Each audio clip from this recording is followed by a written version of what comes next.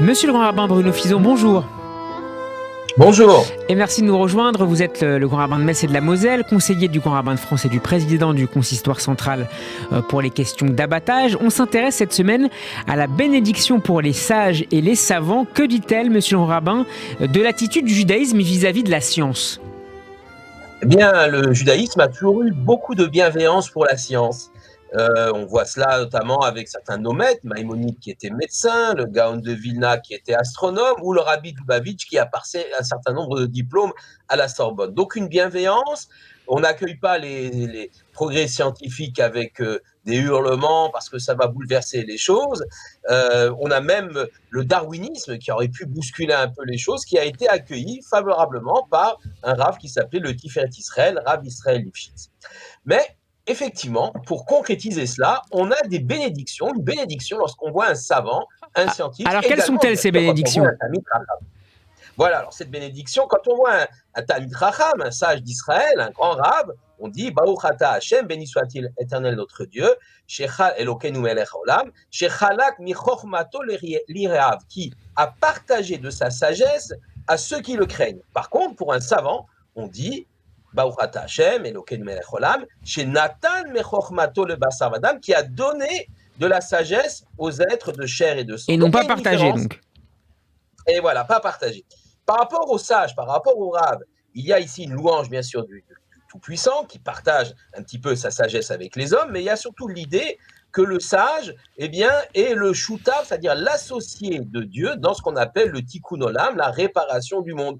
Il va, par son étude, par son enseignement, essayer de faire que le monde soit plus juste, plus beau, plus proche du projet divin. Et c'est pourquoi on parle de Dieu qui partage comme un associé à ceux qui le craignent. Évidemment, s'il ne craint pas Dieu, s'il ne croit pas en Dieu, il ne peut pas accomplir cette tâche. Par contre, le savant, c'est quelque chose, il reçoit également la sagesse de Dieu, mais pour expliquer le monde de façon extérieure.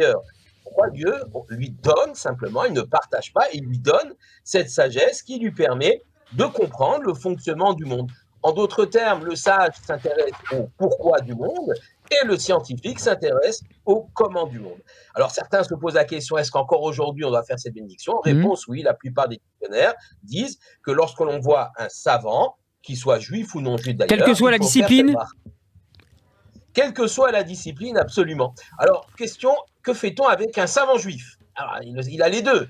Alors, si c'est un Talmid Chacham, eh bien, il aura le droit à la bénédiction du Talmid Chacham. Et si c'est un savant qui n'est pas un Talmid Chacham, qui n'étudie pas la Torah, eh bien, il aura plutôt la deuxième bénédiction que l'on applique effectivement à l'ensemble des savants. Alors, la conclusion. Donc, ça n'est pas lié à la religion finalement, c'est lié au savoir. Ce n'est absolument pas lié à la religion. Si on voit un prix Nobel, un grand scientifique, eh bien, c'est une louange à Dieu, mais aussi une reconnaissance des hommes. C'est intéressant, ça veut dire que quelque part, Dieu confie les clés de ce monde aux hommes, aux scientifiques, et il faut les encourager à faire des recherches pour améliorer eh bien, les conditions de vie de l'homme sur Terre. Cela fait partie aussi de la Emouna, de la foi en Dieu, de penser que Dieu, finalement, donne la sagesse aux hommes pour qu'ils puissent améliorer ce monde.